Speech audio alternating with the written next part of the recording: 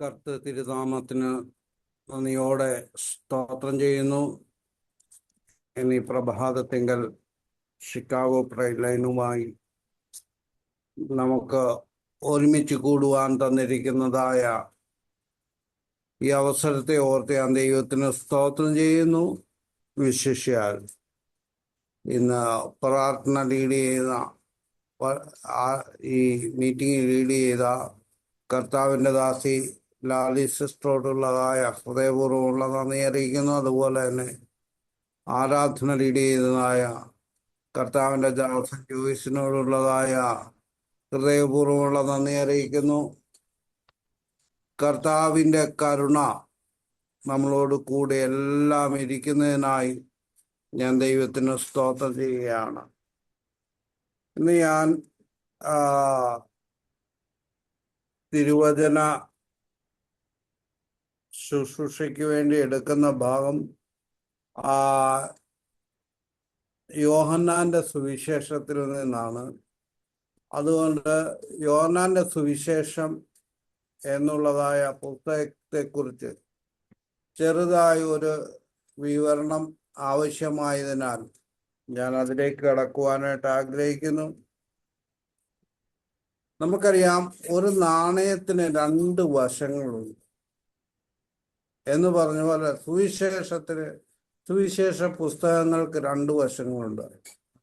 ആദ്യത്തെ 3 സുവിശേഷങ്ങൾ സമഭാവന സുവിശേഷങ്ങൾ, അല്ലെങ്കിൽ സിനോപ്റ്റിക് ഗോസ്പൽ എന്ന രീതിയിൽ അറിയപ്പെടുന്നു. അതിലെഴുതിയിരിക്കുന്ന പ്രമേയങ്ങളും എല്ലാം ഏകദേശം ഒരേപോലെയാണ്.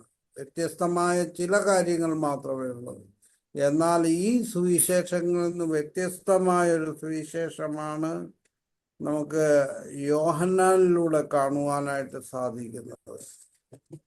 യോഹന്നാന്റെ സുവിശേഷം എന്ന് പറയുന്നത്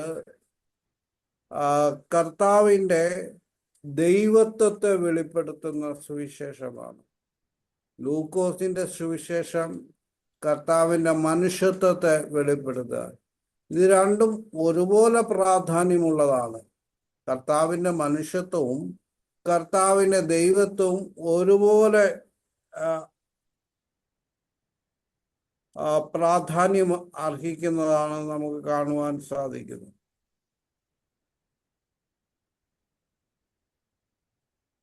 ഇവിടെ നമുക്ക് കാണുവാനായിട്ട് സാധിക്കുന്നത് യേശുവിൻ്റെ ദൈവത്വം വ്യക്തമാക്കുവാൻ ദൈവപുത്രനായി അവതരിക്കുന്ന യേശു ക്രിസ്തു കാലത്തിൻ്റെ പൂർവ പരാക്രമം ദീക്ഷിച്ചുകൊണ്ടല്ല, നേരെ മറിച്ച് പ്രമേയ പ്രാധാന്യമായ ഒരു അടിസ്ഥാനത്തിലാണ് ഈ സുവിശേഷം രചിക്കപ്പെട്ടിരിക്കുന്നത്. നമുക്ക് കാണുവാൻ സാധിക്കുന്നത് യേശു ക്രിസ്തുവിൻ്റെ ജനനത്തോടുകൂടി പല സുവിശേഷങ്ങൾ ആരംഭിക്കുന്നു. എന്നാൽ മർക്കോസിന്റെ സുവിശേഷം നമുക്ക് കാണുവാൻ സാധിക്കുന്നത് കർത്താവിൻ്റെ വേലയോടുള്ള ശുശ്രൂഷയോടുകൂടിയാണ് ആരംഭിക്കുന്നത്. എന്നാൽ കാലത്തിനു മുൻപേ കർത്താവിൻ്റെ അസ്തിത്വത്തെക്കുറിച്ച് വിവരിച്ചുകൊണ്ടാണ് ഇവിടെ യോഹന്നാൻ സുവിശേഷം രചിക്കുന്നത്. ഇതിൻ്റെ ലക്ഷ്യം എന്ന് പറയുന്നത് വളരെ വ്യക്തമായിട്ട് എഴുതിയിരിക്കുന്നത് യേശു ദൈവപുത്രനെന്നും അവനിൽ വിശ്വസിക്കുന്നവർക്ക് നിത്യജീവൻ ലഭിക്കുമെന്നും തെളിയിച്ചുകൊണ്ടാണ് യോഹന്നാൻ എഴുതിയത്. യോഹന്നാൻ എന്ന് പറഞ്ഞാൽ സെബദിയുടെ മകനും യാക്കോബിന്റെ സഹോദരനുമായ അപ്പോസ്തലനായ യോഹന്നാൻ. സെബദി പുത്രന്മാർ, ഇടിമക്കൾ എന്ന് പേരിലും ഇവരെ അറിയുന്നതായിട്ട് നമുക്ക് തിരുവചനത്തിൽ ദർശിക്കുവാൻ കഴിയും. ഇത് എഴുതിയ കാലം എന്ന് പറയുന്നത് AD 90. പുതിയ വിശ്വാസികൾ, സത്യാന്വേഷികളായ അക്രൈസ്തവരെ മുൻ നിർത്തി രചിച്ചിരിക്കുന്നതായ ഒരു പുസ്തകമാണ് യോഹന്നാന്റെ സുവിശേഷം. പശ്ചാത്തലം നമുക്ക് നോക്കുമ്പോൾ AD 70 ശേഷം യെരൂശലേം നഗരത്തിന്റെ നാശവും അതിനുശേഷം പത്മോസ് ദ്വീപിലേക്ക് യോഹന്നാനെ നാട് കടത്തുന്നത് മുമ്പാണ് ഈ സുവിശേഷം എഴുതിയിരിക്കുന്നത്. ഇതിലെ പ്രധാന വ്യക്തികളെ കുറിച്ച് പറയുകയാണെങ്കിൽ കർത്താവ് യേശുക്രിസ്തു തന്നെ ആണ് പ്രധാന വ്യക്തി. എന്നാൽ യോഹന്നാൻ സ്നാപകൻ, ശിഷ്യന്മാർ, മാർത്ത, മറിയ, ലാസർ, യേശുവിൻ്റെ അമ്മ മറിയ, പിലാത്തോസ്, മഗ്ദലിനി മറിയ എന്നിവരെ കുറിച്ച് നമുക്ക് ഈ പുസ്തകങ്ങളിൽ നമുക്ക് കാണുവാൻ സാധിക്കും. പ്രധാന സ്ഥലങ്ങൾ എന്ന് പറയുന്നത് യഹൂദിയ, ശമര്യ, ഗലീലിയ, ബഥാനിയ, യെരൂശലേം എന്നീ സ്ഥലങ്ങളെക്കുറിച്ചും വ്യക്തമായി ഇതിൽ പ്രതിപാദിക്കുകയും ഇവിടെ നടന്നിരിക്കുന്ന സംഭവങ്ങളെക്കുറിച്ചും രേഖപ്പെടുത്തിയിരിക്കുന്നു. അടുത്തതായിട്ട് പറയുവാനായിട്ടുള്ള വിശേഷിച്ചുള്ളതായ കാര്യം ഇതിൻ്റെ പ്രത്യേകതകളാണ്.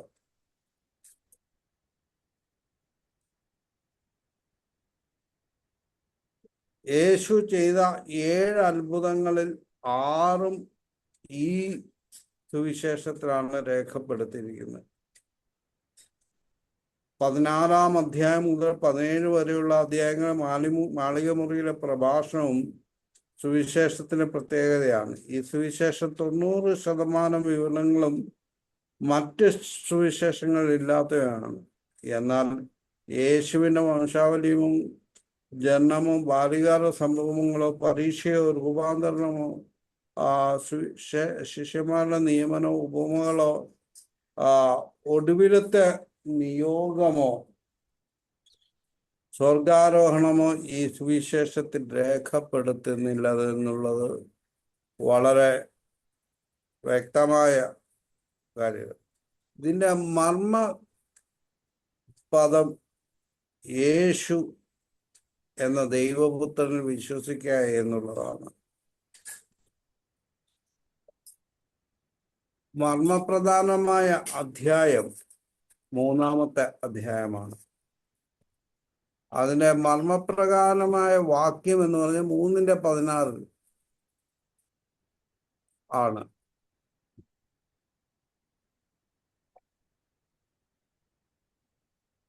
ഇവിടെ വളരെ വ്യത്യസ്തമായ രചനാശൈലിയും അതുപോലെ തന്നെ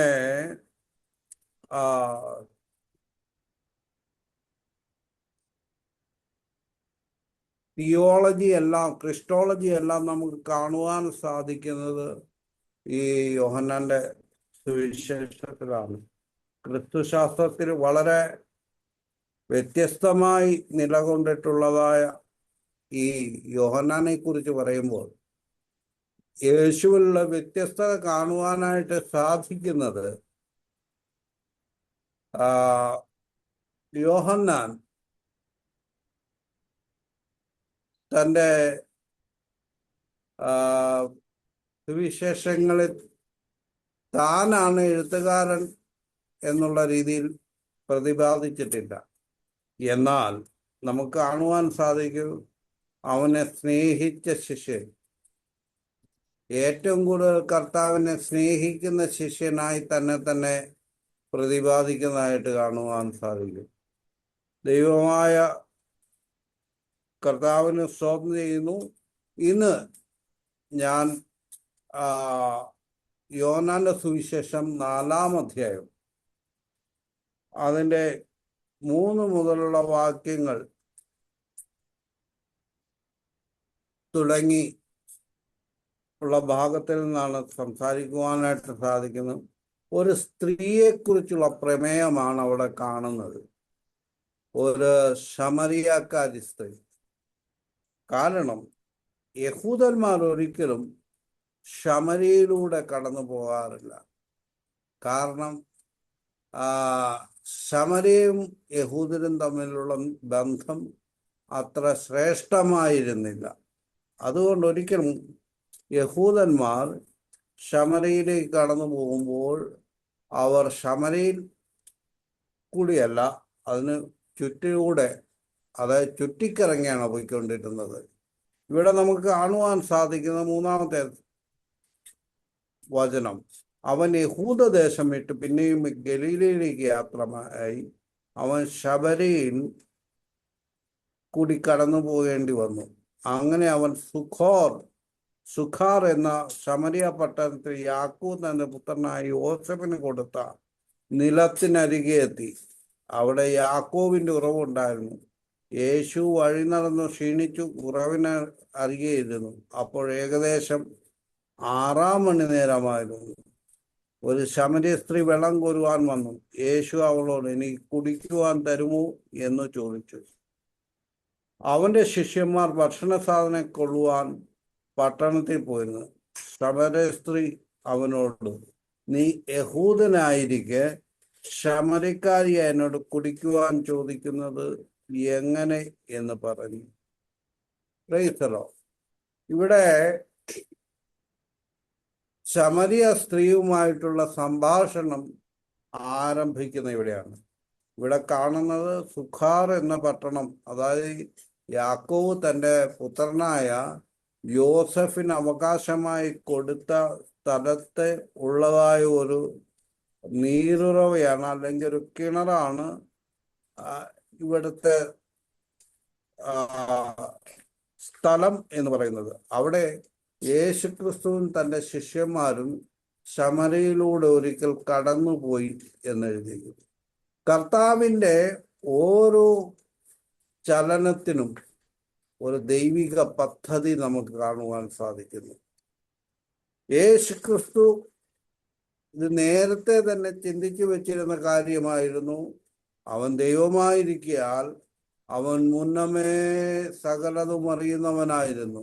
അപ്പോൾ നമ്മളൊരു സ്ഥലത്തേക്ക് പോകുമ്പോൾ എങ്ങനെയായി തീരുമെന്ന് നമുക്കറിയാൻ പറ്റത്തില്ല. എല്ലാം നടന്നു കഴിഞ്ഞാണ് അത്, അല്ലെങ്കിൽ ദൈവം മുന്നമേ നമുക്ക് വെളിപ്പെടുത്തിയെങ്കിൽ മാത്രമാണ് നമുക്കത് അറിയാൻ പറ്റുള്ളൂ. എന്നാൽ കർത്താവ് അങ്ങനെയല്ല. അവൻ സമ്പൂർണ്ണ ദൈവത്വം തൻ്റെ ശരീരത്തിൽ വഹിച്ചതുകൊണ്ട് അവൻ സകലവും അവന് അറിവുള്ളതായിരുന്നു. ഇവിടെ നമുക്ക് കാണുവാൻ സാധിക്കുന്നത്, ശിഷ്യന്മാരുമായിട്ട് സുഖാറിലൂടെ കടന്നു പോകുമ്പോൾ അവിടെ ഒരു കിണർ കണ്ടു. അതിൻ്റെ സൈഡിൽ അവൻ ഇരുന്നു. അതിനുശേഷം ശിഷ്യന്മാരെ ഭക്ഷണം ശേഖരിക്കുവാനായിട്ട് വിട്ടു. ഈ സമയത്ത് ഉച്ചസമയമാണ്. ശമരിയ സ്ത്രീ വെള്ളം കോരുവാനായിട്ട് അവിടെ വന്നു. ശമരിയ സ്ത്രീ വെള്ളം കോരുവാൻ വന്നു. യേശു അവളോട്, എനിക്ക് കുടിക്കാൻ തരുമോ എന്ന് ചോദിച്ചു. സാധാരണ രീതിയിൽ ഒരാൾ മറ്റൊരു വ്യക്തിയോട് വെള്ളം ചോദിക്കുവാണെങ്കിൽ കൊടുക്കും, അല്ലെങ്കിൽ തരത്തില്ല എന്നത്. പക്ഷേ ഇവിടുത്തെ പ്രശ്നം മറ്റൊന്നായതുകൊണ്ട് അവർ ആ അത്ഭുതത്തോടു കൂടി ചോദിക്കുക, നീ യഹൂദനായിരിക്കെ ശമരിയക്കാരിയായി എന്നോട് കുടിക്കുവാൻ ചോദിക്കുന്നത് എന്ത്?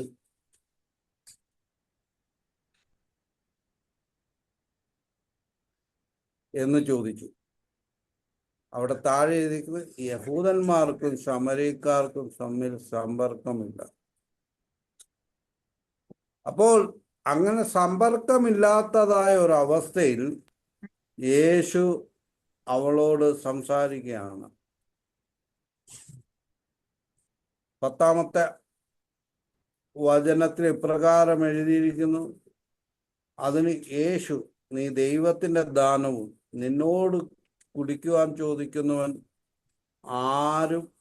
ആരെന്നും അറിഞ്ഞെങ്കിൽ നീ അവനോട് ചോദിക്കുമായിരുന്നു, അവൻ ജീവനുള്ള വെള്ളം നിനക്ക് തരികയും ചെയ്യുമായിരുന്നു എന്നുത്തരം പറഞ്ഞു. ഇവിടെ പ്രാരംഭ സമയത്ത് നമുക്ക് കാണുവാൻ സാധിക്കും, ശമരിയക്കാരിയുടെ മുൻപിൽ യേശു ഒരു യഹൂദനാണ്. നീ യഹൂദനായിരിക്കെ എന്നുള്ള വാക്ക് നമുക്കവിടെ കാണുവാൻ സാധിക്കും. അപ്പോൾ ഓരോ സംഭാഷണവും മുന്നോട്ട് പോകുമ്പോൾ യേശുക്രിസ്തുവിനെ കുറിച്ചുള്ള അറിവുകൾക്ക് വ്യത്യാസം വരുന്നതായിട്ട് നമുക്ക് കാണുവാൻ സാധിക്കും.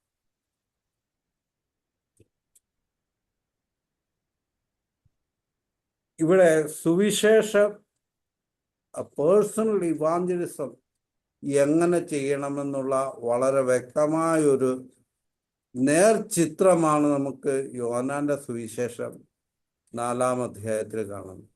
ഈ ശമരിയക്കാരി എന്ന സ്ത്രീ, അവരുടെ ചരിത്രം എന്ന് പറഞ്ഞാൽ അത്ര സുതാര്യമായ ചരിത്രമല്ല. മറ്റുള്ളവരുടെ മുമ്പിൽ ഇറങ്ങുവാൻ കഴിയാത്തത് കൊണ്ടാണ് 6-ാം മണി നേരത്ത്, അതായത് ഉച്ചയായ സമയത്ത്, ആരും വെള്ളം കോരുവാൻ വരാത്തതായ സമയത്ത് വെള്ളം കോരുവാൻ വന്നത്. ആ വെള്ളം ശേഖരിക്കുവാൻ വന്ന അവരോട് പറയാണ്, നിന്നോട് ചോദിക്കുന്ന ആരെന്ന് നീ അറിഞ്ഞിരുന്നുവെങ്കിൽ, നീ ദൈവത്തിന്റെ ദാനവും നിന്നോട് കുടിക്കുവാൻ ചോദിക്കുന്ന ആരെന്ന് നീ അവനോട് അറിഞ്ഞിരുന്നുവെങ്കിൽ നീ അവനോട് ചോദിക്കുകയും അവൻ ജീവനുള്ള വെള്ളം നിനക്ക് തരികയും ചെയ്യുമായിരുന്നു എന്ന് ഉത്തരം പറഞ്ഞു. അപ്പൊ കർത്താവ് പറയുന്ന കാര്യങ്ങൾ ഇവിടെ ശമരിയക്കാരിക്ക് ശരിയായ രീതിയിൽ മനസ്സിലാകുന്നില്ല എന്നുള്ളതാണ് നമുക്ക് കാണുന്നത്. അത്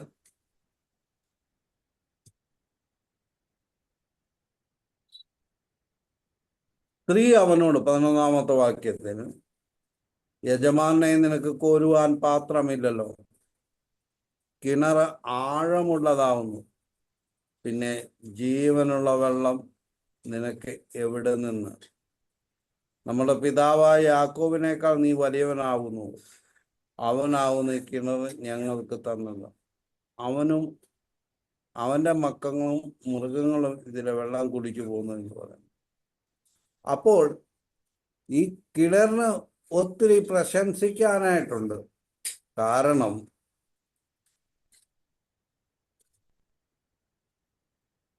ഈ കിണറിന് ഒത്തിരി ഇതിഹാസം പറയുവാനായിട്ടുണ്ട്. ഈ കിണർ യാക്കോബിന്റെ കാലത്ത് നിർമ്മിച്ചതാണ്. യാക്കോബ് ഈ കിണർ തന്റെ പുത്രനായ യോസെഫിന് കൊടുത്ത്, ആ സമയം മുതൽ, അന്ന് മുതൽ ഇസ്രായേൽ മക്കൾ ഇതിൽ നിന്ന് വെള്ളം കുടിക്കുകയും അവരുടെ ദൈനംദിന ആവശ്യങ്ങൾക്ക് വേണ്ടി ഉപയോഗിക്കും, അവരുടെ കന്നുകാലികൾക്ക് വെള്ളം നൽകുകയൊക്കെ ചെയ്യുന്ന ഈ കിണറ്റിൽ നിന്നാണ്.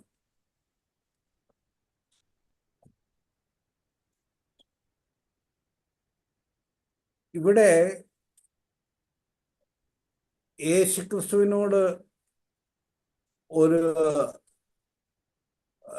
സംഭാഷണ രീതിയിൽ എഴുതിയിരിക്കുകയാണ്, നിന്റെ കയറുമില്ല, കോരുവാനായിട്ടുള്ള പാത്രവുമില്ല, പിന്നെ എങ്ങനെ നീ വെള്ളം എനിക്ക് തരും എന്ന് ചോദിക്കുകയാണ്. വേറെ ചോദ്യങ്ങളാണ്, ഈ കിണർ ഞങ്ങൾക്ക് തന്ന യാക്കോവിനേക്കാൾ നീ വലിയവനോ എന്നുള്ള ഒരു ചോദ്യവും ഇവിടെ ആ സ്ത്രീ കർത്താവിനോട് ചോദിക്കുന്നു. ഇവിടെ കർത്താവായ യേശുക്രിസ്തു അവൾക്ക് പിടികിട്ടാത്ത പല കാര്യങ്ങളും പറയുകയാണ്. യേശു അവളോട് 13-ാമത് വാക്യത്തിൽ, ഈ വെള്ളം കുടിക്കുന്നവനെല്ലാം പിന്നെയും ദാഹിക്കും, ഞാൻ കൊടുക്കുന്ന വെള്ളം കുടിക്കുന്നവൻ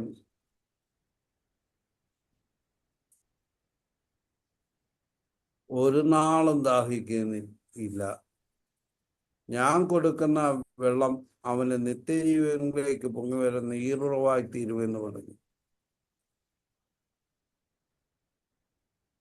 അതായത് ഈ സ്ത്രീയുടെ ചിന്തയും കർത്താവായ യേശുക്രിസ്തുവിന്റെ ചിന്തയും തമ്മിൽ വളരെ വ്യത്യസ്തമായി, അതായത് ആകാശവും ഭൂമിയും ഉയർന്നിരിക്കുന്ന പോലെയുള്ളതായ വ്യത്യാസം നമുക്ക് കാണുവാൻ സാധിക്കും. ഇത് കേട്ട സ്ത്രീ പറയുകയാണ്, സ്ത്രീ അവനോട്, യജമാനനെ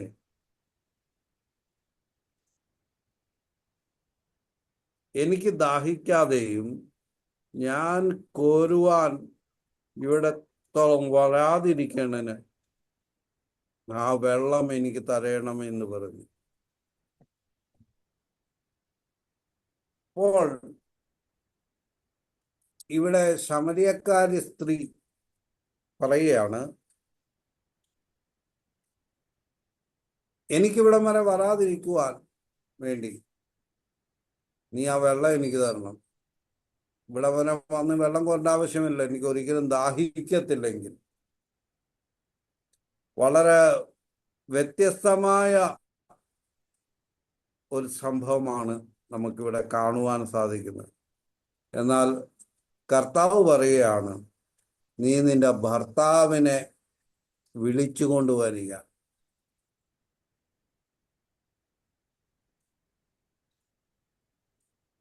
സ്ത്രീ ഉടനെ പറഞ്ഞു, എനിക്ക് ഭർത്താവില്ല. അപ്പോൾ കർത്താവ് അവളുടെ ജീവിതത്തെ ശരിയായ രീതിയിൽ അപഗ്രഥിച്ചു പറയുകയാണ്, നീ പറഞ്ഞത് ശരി. 5 ഭർത്താക്കന്മാർ നിനക്കുണ്ടായിരുന്നു, ഇപ്പോൾ ഉള്ളവനോ ഭർത്താവല്ല. നീ പറഞ്ഞത് സത്യം തന്നെ എന്ന് യേശു പറഞ്ഞു. അപ്പോൾ അവിടെ ജീവിതത്തെ യഥാർത്ഥമായി കർത്താവ്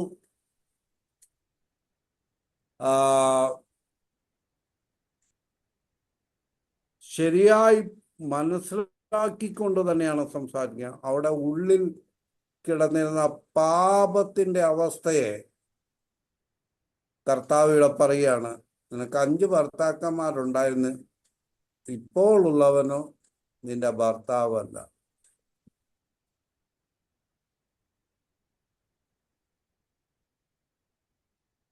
അപ്പോൾ ശമരിയക്കാരി സ്ത്രീ പറയുകയാണ്, നീ ഒരു പ്രവാചകനാണ്. ആദ്യം പറഞ്ഞ് നീ യഹൂദനാകുന്നു, അത് കഴിഞ്ഞ് നീ നീ കർത്താവാകുന്നു, മൂന്നാമത് പറയുന്നത് നീ പ്രവാചകനാകുന്നു. ഓരോ കാര്യങ്ങളും ഇങ്ങനെ സംസാരിച്ചു പോകുമ്പോൾ പുതിയ പുതിയ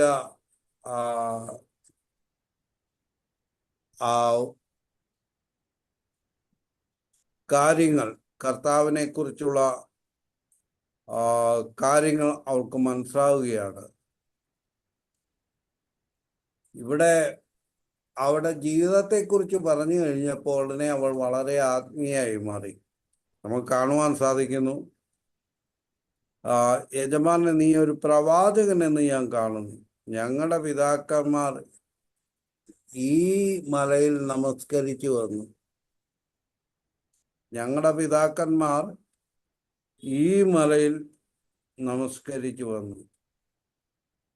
എന്നാൽ നമസ്കരിക്കേണ്ട സ്ഥലം യെരൂശലേമിലാണെന്ന് നിങ്ങൾ പറയുന്നു എന്ന് പറഞ്ഞു. യേശു അവളോട് പറഞ്ഞു, സ്ത്രീയെ എൻ്റെ വാക്ക് കേൾക്കുക, സ്ത്രീയെ എൻ്റെ വാക്ക് വിശ്വസിക്കുക. നിങ്ങൾ പിതാവിനെ നമസ്കരിക്കുന്ന ഈ മലയിലുമല്ല യെരൂശലേമിലുമല്ല എന്നുള്ള നാഴിക വരുന്നു. നിങ്ങൾ അറിയാത്തതിനെ നമസ്കരിക്കുന്നു, ഞങ്ങളോ അറിയുന്നതിനെ നമസ്കരിക്കുന്നു.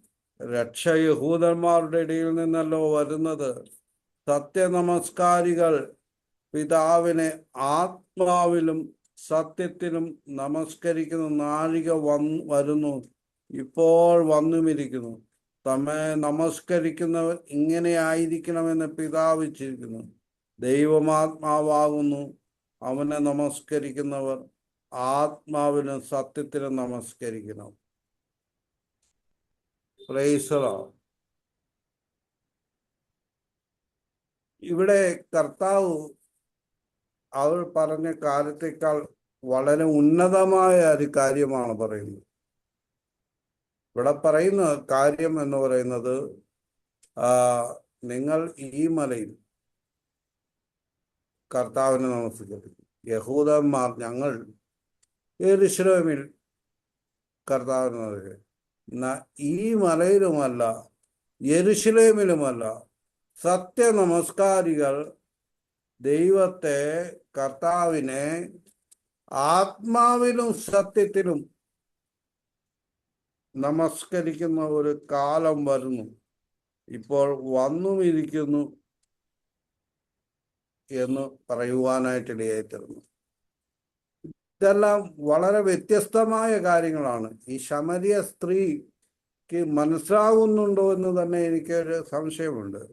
കാരണം ഈ പറയുന്ന കാര്യത്തെക്കുറിച്ചുള്ള ഒരു ചിന്തയല്ല ഇവൾ പറയുന്നത്. അവൾ വ്യത്യസ്തമായ ഒരു കാര്യമാണ്. അവൾ ഏതുവഴി പോയാലും കർത്താവ് അവളെക്കുറിച്ചുള്ളതായ കാര്യങ്ങൾ അവളെ ദൈവഭാഗത്തേക്ക് കൊണ്ടുവരുവാനായിട്ടുള്ളൊരു ചുവടുവെപ്പ് നമുക്കിവിടെ കാണുവാൻ സാധിക്കും. സ്ത്രീ അവനോട് 25-ാം വാക്യത്തിലിരിക്കുന്നു, മസിഹ എന്ന് വെച്ചാൽ ക്രിസ്തു ആയിരുന്നു എന്ന് ഞാൻ അറിയുന്നു. അവൻ വരുമ്പോൾ സകലവും അറിയിച്ചു തരുമെന്ന് പറഞ്ഞു. യേശു അവളോട്, നിന്നോട് സംസാരിക്കുന്ന ഞാൻ തന്നെ മസിഹ എന്ന് പറഞ്ഞു. Price the Lord. ഇവിടെ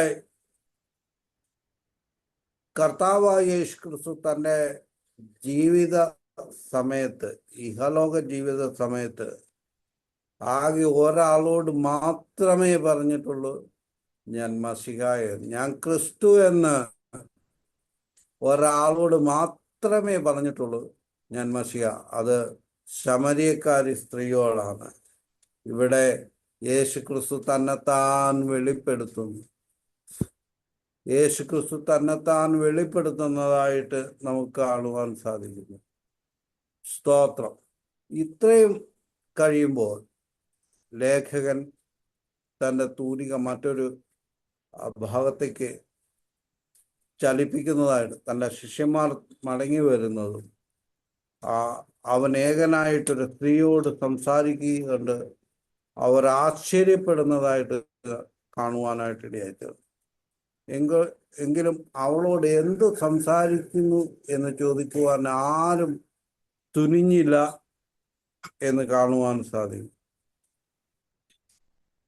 എന്നാൽ വെള്ളം കോരുവാൻ വന്നതായ ശമരിയക്കാരി സ്ത്രീ തൻ്റെ പാത്രവും മറ്റെല്ലാം അവിടെ ഉപേക്ഷിച്ചിട്ട് നഗരത്തിലേക്ക് ഓടിപ്പോകുവാനായിട്ടിടയായിട്ടുണ്ട്. നഗരത്തിലേക്ക് ഓടിച്ചെന്ന് അവിടെയുള്ള ജനങ്ങളോട് പറയുവാനാണ്, ഞാനൊരു മനുഷ്യനെ കണ്ടിരുന്നു, നിങ്ങളും വന്ന് കാണുവിൻ, അവൻ ക്രിസ്തു തന്നെ എന്ന് പറയുവാനായിട്ടിടയായിട്ടുള്ളത്. എന്നാൽ ഈ ശമരിയക്കാർ ഇവരുടെ വാക്ക് കേട്ട് വിശ്വസിച്ചു. അതിനുശേഷം യേശുവിനെ വന്ന് കണ്ടു. അവനോട് അപേക്ഷിച്ച് 2 നാൾ ഞങ്ങളോടുകൂടെ പാർക്കുവാൻ പറഞ്ഞു. അങ്ങനെ പല കാര്യങ്ങൾ കർത്താവ് അവരോട് ഉപദേശിക്കുവാനായിട്ടിടയായി തീർന്നു. ഉപദേശിച്ചു കഴിഞ്ഞപ്പോൾ ഇവർ വിശ്വസിച്ചു. അതിനുശേഷം അവർ ശമരിയക്കാരി സ്ത്രീയോട് പറയുന്ന ഒരു കാര്യമുണ്ട്, നീ പറഞ്ഞത് കൊണ്ടല്ല ഞങ്ങൾ വിശ്വസിക്കുന്നത്, ഞങ്ങൾ നേരിട്ട് കർത്താവിനെ കണ്ടതുകൊണ്ടാണ് വിശ്വസിക്കുന്നത്. ദൈവമക്കളെ, ഇവിടെ ഈ പറയുന്ന കാര്യം മൊത്തമായി ശരിയായ ഒരു കാര്യമല്ല.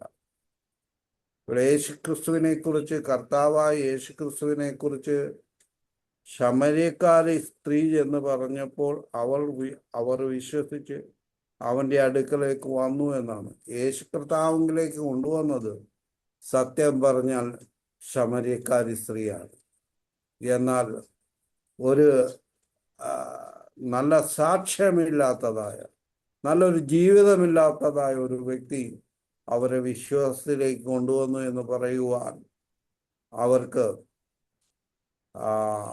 ലജ്ജ തോന്നിക്കാണും, അല്ലെങ്കിൽ അവരുടെ അഭിമാനം അവരെ അനുവദിച്ച് കാണത്തില്ല. അതുകൊണ്ട് അവർ പറഞ്ഞു, ഞങ്ങൾ നീ പറഞ്ഞത് കൊണ്ടല്ല, ഞങ്ങൾ നേരിട്ട് കണ്ടതുകൊണ്ടാണ് വിശ്വസിക്കുന്നത്.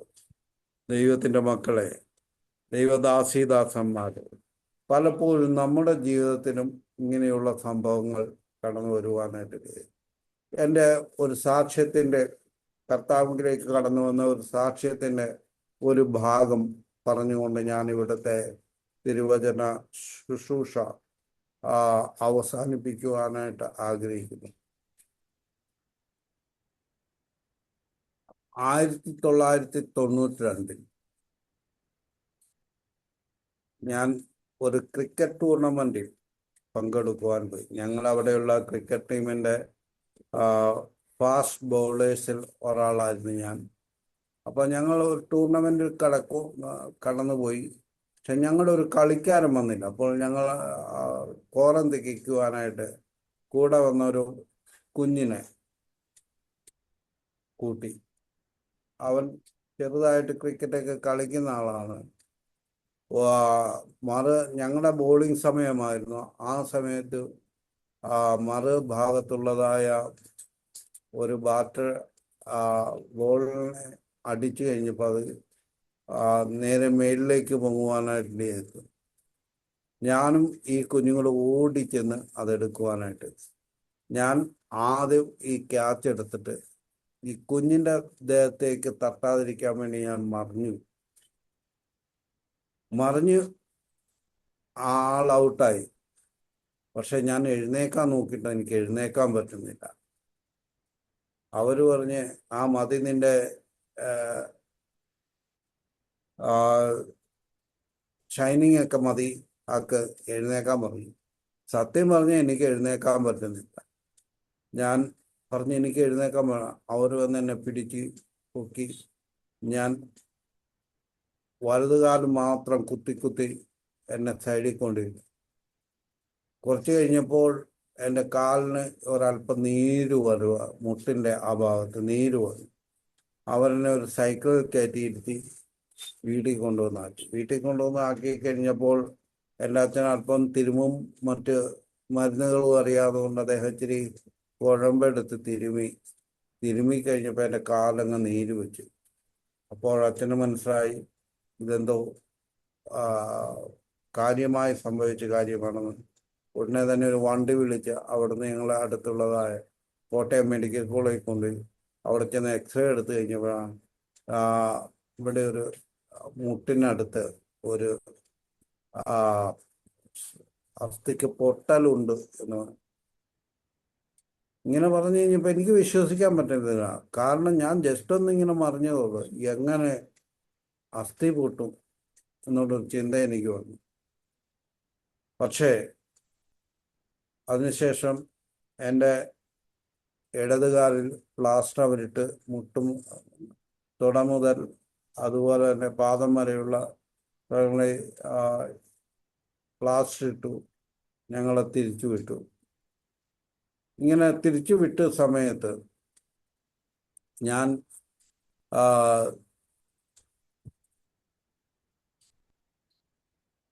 ഒരു പ്രത്യേക അവസ്ഥയിലേക്ക് മാറ്റപ്പെടുന്നു. എപ്പോഴും കൂട്ടുകാരുമായിട്ട് കളിച്ചും ചിരിച്ചും അതുപോലെ തന്നെ മറ്റുള്ള കാര്യങ്ങളിൽ ഏർപ്പെട്ടിരുന്ന ഞാൻ പെട്ടെന്ന് എൻ്റെ ബെഡിൽ തന്നെ. അപ്പോൾ ഞങ്ങളെ ഒരു പഴയ വീടിൻ്റെ ഒരു തിണ്ണയുണ്ടായിരുന്നു. ആ ഭാഗത്തേക്ക് എനിക്ക് കിടക്കുവാനായിട്ടുള്ള കാര്യം. അവിടെ ഞാൻ 2-3 പിള്ളേർക്ക് ട്യൂഷൻ എടുക്കുകയും അതുപോലെ തന്നെ അവിടെ പാർക്കുവാനായിട്ടിടയായിട്ട്. ഈ സമയത്ത് എൻ്റെ ഒരു സുഹൃത്ത് ഗ്രേസ് ബൈബിൾ കോളേജിൽ നിന്ന് അവിടെ അടുത്തുള്ള ഒരു ചർച്ചിൽ കടന്നു വന്ന ടീമുമായിട്ട് വന്ന് എനിക്ക് വേണ്ടി പ്രാർത്ഥിക്കുവാനായിട്ട് അവരെന്നോട് സുവിശേഷം പറഞ്ഞു. യേശു മാത്രം ഒരു ദൈവമുള്ളത്. ഞാൻ പറഞ്ഞു, നിങ്ങൾക്ക് യേശു മാത്രം ഒരു ദൈവമുള്ളായിരിക്കും, പക്ഷെ ഞങ്ങൾക്ക് 33 കോടി ദൈവങ്ങളുണ്ട്. നിങ്ങൾ ഒരു ദൈവമോ ഉള്ളെന്നുള്ള ഒരു ബുദ്ധിമുട്ട് വരുവാണെങ്കിൽ ഒരു വണ്ടി വിളിച്ചിടുവാണെങ്കിൽ വണ്ടി നിറച്ച് ഞങ്ങൾക്ക് ദൈവം തരാമെന്ന് പറഞ്ഞു. ഇങ്ങനെ പറഞ്ഞ് പല കാര്യങ്ങൾ പറഞ്ഞ് അവസാനം ഞാൻ അവരോട് ദേഷ്യപ്പെട്ടു. ഒരാൾ നമ്മുടെ വീട്ടിൽ വരുമ്പോൾ പറയാൻ ഒരു പരിധിയുണ്ട്. ആ പരിധി വിട്ട് ഞാൻ സംസാരിച്ചു. അവർ പറഞ്ഞു, ഞങ്ങളൊന്ന് പ്രാർത്ഥിച്ചിട്ട് പൊയ്ക്കോട്ടെ. പോവുകയാണല്ലോ, പ്രാർത്ഥിച്ച് പോവുകയാണെങ്കിൽ പ്രാർത്ഥിച്ചോട്ടെന്ന് ഞാൻ പ്രാർത്ഥിച്ച. അവരെനിക്ക് വേണ്ടി പ്രാർത്ഥിച്ചു. എൻ്റെ ജീവിതം നന്നാകുക, എൻ്റെ പെട്ടെന്ന് സൗഖ്യം വരുവാൻ എല്ലാ രീതിയിലും പ്രാർത്ഥിച്ചിട്ട് അവർ കടന്നു. അവർ പോകുമ്പോൾ ഒരു സ്നേഹത്തിൻ്റെ സന്ദേശം എന്ന് പറയുന്നതായ ഒരു ചിത്രശലഭത്തിൻ്റെ പടത്തോടു കൂടിയായ 2-3 ട്രാക്സ് എനിക്ക് തന്നു. ആ ട്രാക്സ് ഞാൻ എൻ്റെ തലയണയുടെ കീഴിൽ വെച്ചു. പുസ്തകങ്ങളൊന്നും വായിക്കാനായിട്ടില്ലായിരുന്നപ്പോൾ എന്താണ് ഇവർ തന്നതെന്ന് അറിയാനായിട്ട് വായിച്ചു. അവിടെ എഴുതിയിരിക്കുന്ന കാര്യങ്ങൾ ആ സമയത്ത് ദൈവം എന്നോട് സംസാരിക്കുവാനായിട്ട് ഇടയായിത്തീർന്നു. ദൈവം എന്നോട് സംസാരിച്ചു, നീ ഈ ചെയ്ത പ്രവൃത്തി മറ്റൊരാൾ നിന്നോട് ചെയ്യുവാണെങ്കിൽ നീ എന്ത് ചെയ്യുക? ആ ഒരു ചിന്ത എൻ്റെ ജീവിതത്തിൽ വ്യതിയാനം വരുത്തുവാനായിട്ടുണ്ട്.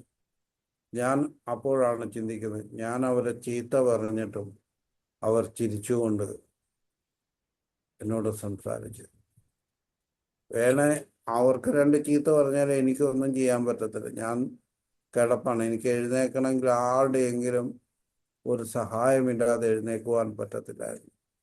പക്ഷേ അവർ എന്നോട് വളരെ സ്നേഹത്തോടുകൂടി, വളരെ ബഹുമാനത്തോടു കൂടി, പ്രതിപക്ഷ ബഹുമാനത്തോടു കൂടി അവരെന്നോട് സംസാരിച്ചു. ആ ഒരു കാര്യം എനിക്ക് എൻ്റെ ഉള്ളിൽ ടച്ച് ചെയ്യുവാനായിട്ട് ഇടയായി. എനിക്ക് മനസ്സിലായി, ഇതിലെന്തോ ഒരു കാര്യമുണ്ട്. ഞാൻ അറിയാത്ത എന്തോ ഒരു സത്യം, വിശേഷത ക്രിസ്തുവിലുണ്ടെന്ന് എനിക്ക് മനസ്സിലായി. ഞാൻ 2 മാസം കഴിഞ്ഞ് എൻ്റെ കാല് പ്ലാസ്റ്റർ വെട്ടി. എനിക്ക് ജസ്റ്റ് ഒന്ന് നടക്കാൻ പറ്റും, വളരെ ബുദ്ധിമുട്ടി. ഞാൻ പ്ലാസ്റ്റർ വെട്ടി വീട്ടിൽ വന്നു കഴിഞ്ഞപ്പോൾ വൈകുന്നേര സമയമായപ്പോൾ ഞങ്ങളുടെ അടുത്തുള്ള ഒരു കാത്തലിക് കുടുംബത്തിൽ എൻ്റെ ഒരു സുഹൃത്തുണ്ടായിരുന്നു. എൻ്റെ പേര് ജോൺസനാണ്. താനിപ്പോൾ നിത്യതയിൽ വിശ്രമിക്കുന്നു. തൻ്റെ അടുക്കൽ പോയി ഞാൻ തന്നോട് ചോദിച്ചു, എനിക്ക് യേശുവിനെ കുറിച്ച് അറിയുവാനായിട്ട് താല്പര്യമുണ്ട്. അപ്പോൾ അദ്ദേഹം പറഞ്ഞ കാര്യം എന്നെ അതിലും അത്ഭുതപ്പെട്ടു. നിങ്ങൾ അമ്പലത്തിൽ പോകുന്നു, ഞങ്ങൾ പള്ളിയിൽ പോകുന്നു, ഇതെല്ലാം ഒന്നാണ്. ഞാൻ പറഞ്ഞടാ ജോൺസനെ, ജോൺസനെ തനിക്കിത് അറിയാൻ മേലാഞ്ഞിട്ടാണ്. ഞങ്ങളുടെ വീട്ടിൽ കുറെ സുവിശേഷകർ വന്നു. അവർ പറഞ്ഞു കഴിഞ്ഞപ്പോൾ ഇതിലെന്തോ ഒരു പ്രത്യേകത. ഞാൻ അദ്ദേഹവുമായിട്ട് പല സ്ഥലങ്ങളിൽ പെന്തക്കോസുകാരുടെ അടുത്ത് മാത്രം പോയില്ല. കാരണം പെന്തക്കോസുകാരെ കുറിച്ച് നല്ലൊരു അഭിപ്രായമല്ല ഞങ്ങളവിടെ ഉള്ളത്. അവരുടെ ജീവിതം മോശമായതുകൊണ്ടല്ല, പിശാച് അങ്ങനെ ഒരു പ്രതീതി ഉണ്ടാക്കിയത് കൊണ്ട്. അവരാരെയും ചീത്ത പറയാറില്ല, അവരാരോടും വഴക്കിടാറില്ല, അവരാരുടെയും മോഷ്ടിക്കത്തില്ല. എങ്കിലും ഞങ്ങൾ പറഞ്ഞുകൊണ്ടിരുന്ന ആ കാലത്ത് പെന്തക്കോസുകാർ കള്ളന്മാരാണ്. അതിനുശേഷം ഞങ്ങൾക്കൊരു അഡ്രസ്സ് കിട്ട്, ബാപ്റ്റിസ്റ്റ് ബൈബിൾ കോളേജ്, കാരൻകോട്, കൊല്ലം. ഞങ്ങൾ അങ്ങോട്ട് ഓരോ ലെറ്റർ അയച്ചു. ഞങ്ങൾക്ക് ഇങ്ങനെ യേശുവിനെ കുറിച്ച് അറിയണമെന്ന് താല്പര്യമുണ്ട്, ഞങ്ങൾക്കൊരു അഡ്മിഷൻ തരണം. അവർ തിരിച്ച് ജോൺസിന് മാത്രം ഒരു ലെറ്റർ അയച്ച്, താങ്കൾക്ക് താല്പര്യമുണ്ടെങ്കിൽ അടുത്ത വർഷം അപേക്ഷിക്കുക, ഈ വർഷത്തെ ഞങ്ങളുടെ അഡ്മിഷൻ എല്ലാം ക്ലോസ് ആയി, ക്ലാസ് ഓൾറെഡി കഴിഞ്ഞു എന്ന് പറഞ്ഞു, തുടങ്ങിക്കഴിഞ്ഞു എന്ന് പറഞ്ഞു. അപ്പോൾ എനിക്ക് ലെറ്റർ വന്നില്ല. കാരണം എൻ്റെ പേര് കൊണ്ടായിരിക്കാം എന്ന് ഞാൻ ചിന്തിക്കുന്നു. അതിനുശേഷം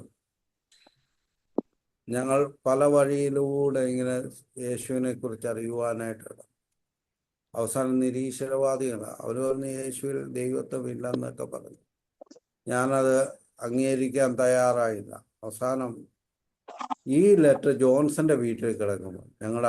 ഞങ്ങൾ മറ്റൊരു കൂട്ടുകാരൻ വന്ന് ഈ ലെറ്റർ കാണുക, ഇദ്ദേഹത്തിന് സുവിശേഷത്തിനോട് താല്പര്യമുണ്ടെന്ന് അറിഞ്ഞു തൻ്റെ ചർച്ചിലേക്ക് വിളിച്ചു.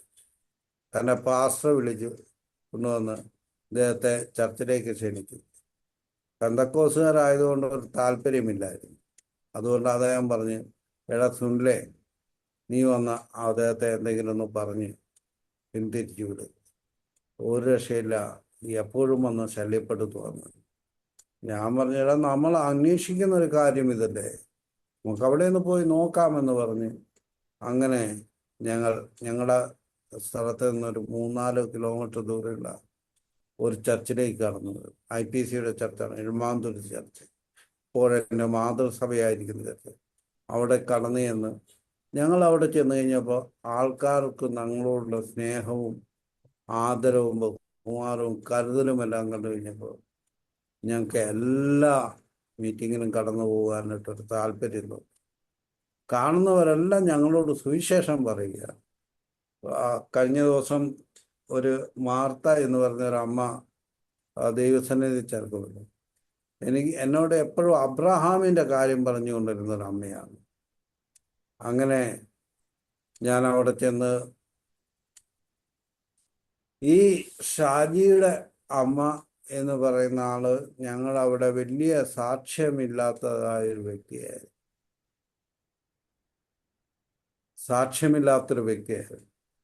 പക്ഷെ അവർ ഞങ്ങളെ കരുതുകയും ഞങ്ങളെ ആ കുടുംബം ഞങ്ങളെ ഉത്സാഹിപ്പിക്കുകയും ചെയ്തു.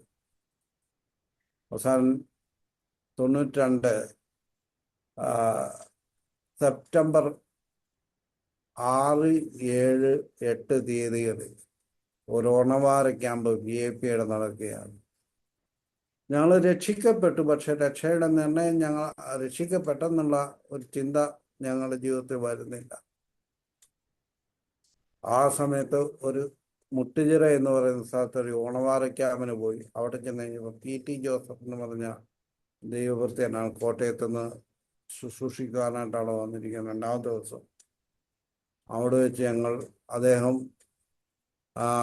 തിരുവചനം സംസാരിച്ച് കഴിഞ്ഞു. പ്രാർത്ഥിക്കുന്ന സമയത്ത് എനിക്കും എൻ്റെ കൂടെ നിൽക്കുന്ന ജോൺസണും അതുപോലെ ഞങ്ങളുടെ ചർച്ചിലുള്ള ബിജു എന്ന് പറയുന്ന ഒരു പൈതനും കൂടെ അഭിഷേകം കിട്ടുവാനായി ഞങ്ങളെ തന്നെ മറന്ന് ദൈവത്തെ ആരാധിക്കുവാനല്ല.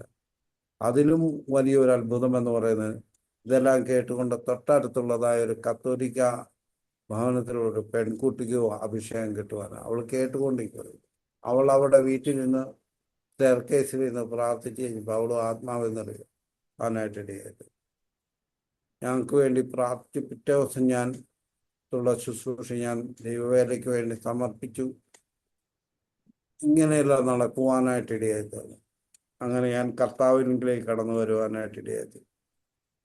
ഇവിടെ ശമര്യക്കാരിലും ഞങ്ങളും തമ്മിലുള്ള വ്യത്യാസം എന്ന് പറഞ്ഞു കഴിഞ്ഞാൽ ഞങ്ങൾ ഇന്നും വിളിച്ചു പറയുന്നു ആ സ്ത്രീയാണ് ഞങ്ങളെ വിശ്വാസത്തിൽ കൊണ്ടുപോകുന്നത്.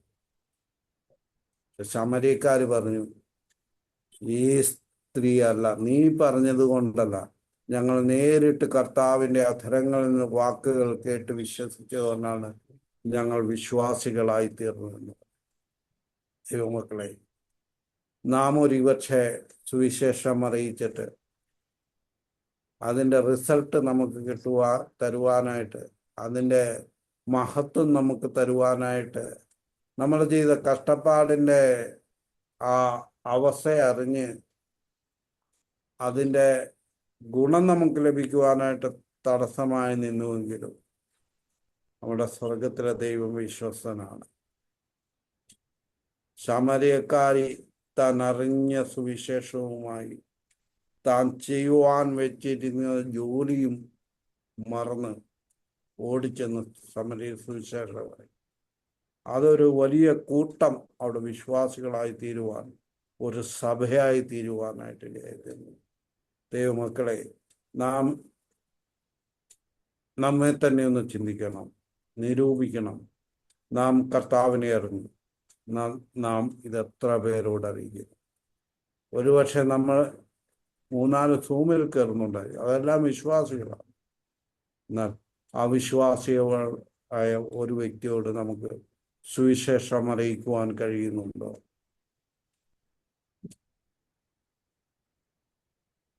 ഇവിടെ പൗലോസ് പറയുന്നു, സുവിശേഷം അറിയിക്കുന്നുണ്ടെങ്കിൽ അയ്യോ എനിക്ക് കഷ്ടം എന്നാണ്. നമുക്ക് ഈ ദിവസങ്ങളിൽ സുവിശേഷം അറിയിക്കുവാൻ കർത്താവ് സഹായിക്കട്ടെ. ഈ നല്ല നിത്യനാഥൻ്റെ സ്നേഹത്തെക്കുറിച്ച് നമുക്ക് ലോകത്തോട് അറിയിക്കാം. അനേകരെ കർത്താവിലേക്ക് നേടാം. കർത്താവിൻ്റെ കെട്ടുപണിക്കായി നമുക്ക് ഉപയോഗിക്കപ്പെടാം. കർത്താവ് നമ്മെ അനുഗ്രഹിക്കുമാറാകട്ടെ. ആമേൻ. Over to pastor Aneesh. Praise the lord, praise the lord. പ്രിയമുള്ളവരെ, എത്ര ശക്തമായിട്ടുള്ളൊരു സുവിശേഷ ഭാഗവും സാക്ഷ്യവുമാണ് നമ്മൾ കേട്ടുകൊണ്ടിരുന്നത്. കർത്താവിൻ്റെ ദാസൻ തൻ്റെ ജീവിതാനുഭവങ്ങളെക്കുറിച്ച് അങ്ങനെ അധികം സംസാരിച്ചിട്ടില്ല നേരത്തെ. നമ്മുടെ ഈ പ്രയർ മീറ്റിങ്ങിൽ 6-7 വർഷമായിട്ട് പതിവായിട്ട് സംബന്ധിക്കുന്നു. ഇന്ന് നമുക്കത് കേൾക്കുന്നതിന് സാധിച്ചില്ല. ഇന്ന് കർത്താവിൻ്റെ പറഞ്ഞ ആ ആ സുവിശേഷ ഭാഗം എത്ര ശക്തമായിട്ടുള്ളൊരു സുവിശേഷ ഭാഗമാണ്.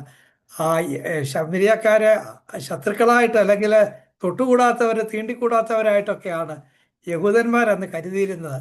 അതൊരു സങ്കര ജാതിയായിരുന്നു. യഹൂദന്മാർ മറ്റുള്ള വിജാതീയരുമായിട്ട് ബന്ധപ്പെട്ട അങ്ങനെ ഉണ്ടായ ഒരു സങ്കരവർഗമാണ്. അതുകൊണ്ട് അവരെ കൊള്ളരുതാത്തവരായിട്ട് കരുതി അങ്ങോട്ട് ആരും പോകത്തില്ല.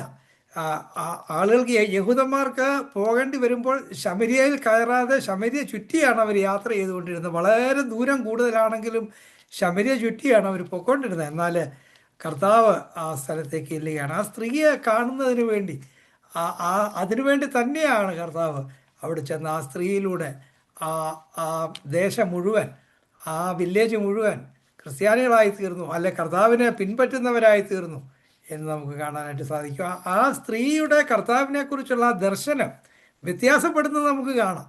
ആദ്യം സംസാരിച്ചു തുടങ്ങിയപ്പോൾ പറഞ്ഞു, നീ ഒരു യഹൂദനാ, ഞാനൊരു വ്യത്യസ്തയായൊരു വ്യക്തിയാണ്, നമ്മൾ തമ്മിൽ യാതൊരു ബന്ധവുമില്ല, നീ ഒരു ഉയർന്ന ജാതിക്കാരനും നീ ഒരു യഹൂദൻ, അങ്ങനെ കാണുകയാണ്. പിന്നെ കുറച്ചുകൂടെ സംസാരിച്ച് കഴിഞ്ഞപ്പോൾ 10ാമത്തെ വാക്യത്തിൽ പറയും യജമാനനേതായി, സേർ എന്നൊക്കെയായി. 19ാമത്തെ വാക്യത്തിൽ വരുമ്പോഴത്തേക്ക് അവൾ പറയാണ് നീ ഒരു പ്രവാചകനാണ്. ഗ്രാജുവലായിട്ട് അവളുടെ ആ കർത്താവിനെ കുറിച്ചുള്ള അണ്ടർസ്റ്റാൻഡിങ് വർദ്ധിക്കുകയാണ്.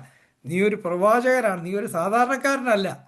പിന്നീട് പറയുകയാണ് നീ യഥാർത്ഥമായിട്ട് ഈ ലോകം മുഴുവൻ നോക്കി പാർക്കുന്നവനായ ക്രിസ്തു ആയിരിക്കുമോ, ക്രിസ്തുവാണ് എന്ന് പറയുകയാണ്. പ്രിയമുള്ളവരെ, കർത്താവിൻ്റെ ദാസന് താൻ എങ്ങനെയാണ് ആ ഹൈന്ദവ മാർഗത്തിൽ നിന്ന് കർത്താവിനെ പിൻപറ്റുന്ന ഒരാളായി തീർന്നതെന്ന് നമ്മൾ കേട്ടല്ലോ. ആ വീട്ടിൽ വന്ന് ആ സുവിശേഷകരോട് വല്ലാതെയൊക്കെ സംസാരിച്ചപ്പോഴും അവരെതിരൊന്നും പറയാതെ ശാന്തരായിട്ടിരുന്ന് അങ്ങനെ പോയത് ആ ഒരൊറ്റ കാര്യമാണ്. അതേസമയത്ത് അവർ ആർഗ്യൂ ചെയ്ത് ക്രിസ്തു കർത്താവാണ്, ഞങ്ങളുടെ മാർഗമാണ് നല്ലത് എന്നൊക്കെ ആർഗ്യൂ ചെയ്തിരുന്നെങ്കിൽ ഒരുപക്ഷെ അവരെ അവിടെ നിന്ന് ഇറക്കി വിടുകയും പിന്നീട് ഒരിക്കലും ഈ കാര്യത്തിലേക്ക് നമ്മളതുകൊണ്ട് പ്രിയമുള്ളവരെ വളരെ ശ്രദ്ധിക്കേണ്ടതായ കാര്യം, കർത്താവ് കാണിച്ചതുപോലെ വിനയത്തിൻ്റെ മാർഗം നമുക്ക് ആരെയും ആർഗ്യൂ ചെയ്ത് കർത്താവിലേക്ക് കൊണ്ടുവരാനായിട്ട് കഴിയുകയില്ല എന്നുള്ളത് നമുക്ക് എല്ലാവർക്കും മനസ്സിലാക്കേണ്ടതായ കാര്യമാണ്. പൗലോസ് പറയുന്ന പോലെ ഞാൻ നട്ടു, അപ്പല്ലോസ് നനച്ചു, ദൈവം അത്രേ വളരുമാറാക്കിയത്. അതുകൊണ്ട് നമ്മുടെ പ്രവൃത്തി, കർത്താവ് നമ്മളെ ഏൽപ്പിച്ച നമ്മുടെ പ്രവൃത്തി ചെയ്യുക എന്ന് മാത്രമേ ദൈവം നമ്മെക്കുറിച്ച് ആഗ്രഹിക്കുന്നുള്ളൂ. ആരെയും ഒന്നും ആക്കാനോ അല്ലെങ്കിൽ മാനസാന്തരപ്പെടുത്താനോ ഒന്നും നമുക്ക് അതിനുള്ള കഴിവില്ല. അതൊക്കെ പരിശുദ്ധാത്മാവ് ചെയ്യുന്ന കാര്യങ്ങളാണ്. അതുകൊണ്ട് കർത്താവിൻ്റെ ദാസൻ പറഞ്ഞല്ലോ, ആദ്യമായിട്ട് പെന്തക്കോസ്തുകാരത്തിൽ IPCയുടെ ചർച്ചിൽ ചർച്ച് ചെന്നപ്പോൾ അവരുടെ ആ പെരുമാറ്റമൊക്കെ കണ്ട് ആകർഷിക്കപ്പെട്ടാണ് എന്നാൽ ഇനി ഇവിടെ തന്നെ വരണം എന്നാഗ്രഹിച്ചത്. പ്രിയമുള്ളവരെ, ഇവിടെയൊക്കെ നമ്മൾ കാണുന്ന ആദ്യമായിട്ട് ആളുകൾ വരുമ്പോൾ ആദ്യത്തെ ഒരൊറ്റ വിസിറ്റിൽ തന്നെ ആളുകൾ തീരുമാനിക്കും ഈ ചർച്ചിൽ വരണോ വേണ്ടായോ. ഇവിടെയൊക്കെയുള്ള ചില ചർച്ചിൽ ചെന്നാൽ ആളുകൾ വളരെ താല്പര്യത്തോട് സ്വീകരിക്കും, പോകും. എന്നാൽ ചില ചർച്ചിൽ ചെന്നാൽ ആരും മൈൻഡ് ചെയ്യത്ത് പോലുമില്ല. ആരും ഇവിടെ ആദ്യമായിട്ട് വരുന്നവർക്ക് ഫസ്റ്റ് ടൈം കമേഴ്സിന് വേണ്ടി പ്രത്യേക ഗിഫ്റ്റും ഒക്കെ ഉണ്ട്. എന്നാൽ ചില ചർച്ചിൽ ചെന്നാൽ ആരും മൈൻഡ് ചെയ്യത്തില്ല. പിന്നെ വരുന്ന ആളുകൾ അവിടെ ആയുസിൽ പിന്നെ ആ ചർച്ചിലേക്ക് പോകത്തുമില്ല. അതുകൊണ്ട് നമ്മൾ വളരെ ശ്രദ്ധിക്കേണ്ട കാര്യമാണ്. മറ്റുള്ള പുതിയ ആളുകൾ വരുമ്പോൾ അവരെ സ്നേഹിക്കുകയും അവരെ കരുതുകയും അഭിനയിച്ച് കാണിക്കാനല്ല, യഥാർത്ഥമായിട്ട് അവരെ സ്വീകരിക്കുകയൊക്കെ ചെയ്യുന്ന ഒരു ആ ചർച്ചിൽ വളരെ താല്പര്യത്തോടു കൂടി അവർ ചെയ്തെന്ന് പറഞ്ഞല്ലോ. ഇത് 35 വർഷം മുമ്പ് നടന്ന കാര്യമാണ്, 92 മുമ്പ് നടന്ന കാര്യമാണ്. ഇന്ന് എങ്ങനെയാണെന്ന് എനിക്കറിയില്ല. ഇന്ന് ഒരു ചർച്ച ചെന്നാൽ ആളുകൾ ആ താല്പര്യത്തോടെ സ്വീകരിക്കുമോ, അല്ലെങ്കിൽ ആ ഒരു മനോഭാവമൊക്കെ ഇന്നും ഉണ്ടോ എന്നുള്ളത് നമ്മളെ വളരെ ശ്രദ്ധിച്ച് നമ്മൾ ചിന്തിക്കേണ്ടതായ കാര്യമാണ്. അതുകൊണ്ട് കർത്താവ് നമ്മളെ ഏൽപ്പിച്ചിരിക്കുന്നതായിട്ടുള്ള കാര്യങ്ങൾ വളരെ ഉത്സാഹത്തോടും വളരെ താല്പര്യത്തോടും കൂടെ ചെയ്യുന്നതിന് നമ്മെ തന്നെ സമർപ്പിക്കാം. കർത്താവ് അതിന് നമ്മെ സഹായിക്കട്ടെ. കർത്താവിൻ്റെ ദാസനെ ഈ ദിവസങ്ങളിൽ ശക്തമായിട്ട് കുടുംബമായിട്ട് ദൈവകരങ്ങളിൽ കർത്താവ് ഉപയോഗിക്കട്ടെ എന്ന് പ്രാർത്ഥിക്കുന്നു, ആശംസിക്കുന്നു. കർത്താവ് നമ്മെ എല്ലാവരെയും അനുഗ്രഹിക്കട്ടെ. Thank you.